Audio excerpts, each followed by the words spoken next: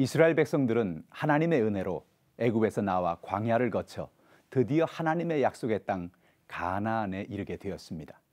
가나안 땅에서 살아가던 이스라엘 백성들은 하나님을 의지하고 살기보다는 그 땅에 이미 살고 있는 가나안 사람들의 영향을 받아 우상을 섬기고 하나님께 악을 행하며 살았던 것입니다.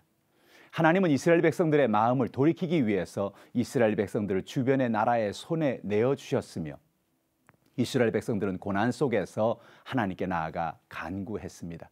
하나님이 이스라엘 백성들을 구원할 사사들을 세워 이스라엘 백성들을 구원해 주셨습니다. 이번 달에는 4번에 걸쳐서 하나님이 쓰신 사사 기드온에 대해서 나누고자 합니다. 오늘 본문이 우리에게 주는 진리의 말씀이 무엇일까요? 첫째로 하나님을 기억하라는 것입니다.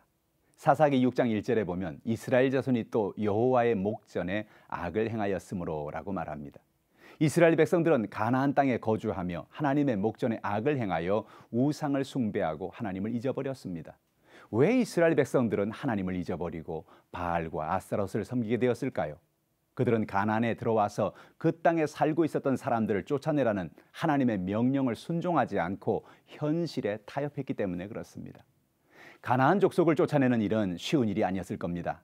가나안 땅에 들어와서 그 땅의 가나안 족속과의 전쟁에서 이스라엘 백성들은 지쳐가기 시작했습니다. 그래서 그들은 점점 현실에 타협하고 가나안 족속을 쫓아내기보다는 그들과 같이 살아가는 길을 선택했던 것입니다. 그러다 가나안 사람들에게 영향을 받아서 우상 숭배에 빠지게 되었습니다. 이스라엘 백성들이 우상 숭배에 빠져서 하나님을 잊어버리고 악을 행하며 살아갈 때 하나님은 이스라엘 백성들이 회개하고 돌아오도록 미디안의 손에 넘겨주신 것입니다.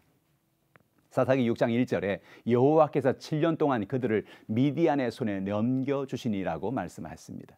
하나님이 이스라엘 백성들을 미디안의 손에 넘겨준 것은 그들을 멸하기 위해서가 아니라 그들에게 깨달음을 주시고 그들의 마음을 돌이키게 하기 위한 것이었습니다. 오늘 우리도 인생을 살아가면서 내 뜻과 내 마음대로 살다가 이런 고난을 만날 때가 있지 않습니까? 오늘 우리는 하나님을 잊어버리고 내 뜻과 내 마음대로 살고 있지 않습니까? 하나님은 우리에게 돌아오라고 부르고 계십니다. 둘째로 하나님이 함께 하시지 않으면 사람의 수고가 헛될 수밖에 없습니다.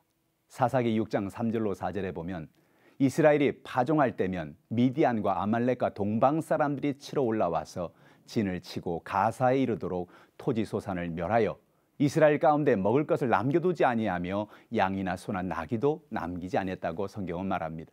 이스라엘 백성들은 파종 때가 되면 그들이 한 해 동안 먹을 음식을 준비하며 올해는 많은 추수를 할 것이라는 기대감에 꿈에 부풀었을 것입니다. 그러나 그들이 아무리 파종을 해도 미디안과 아말렉이 쳐들어와서 토지의 소산을 멸하고 이스라엘의 모든 것을 가져가니 살 길이 없었던 겁니다. 시편 127편 1절에 보면 여호와께서 집을 세우지 아니하시면 세우는 자의 수고가 헛되며 여호와께서 성을 지키지 아니하시면 파수꾼의 깨어있음이 헛되도다 그렇게 말씀했습니다. 이스라엘 백성들이 아무리 노력해도 하나님이 그들을 지켜주시지 않으면 그들의 수고가 헛될 수밖에 없는 것입니다.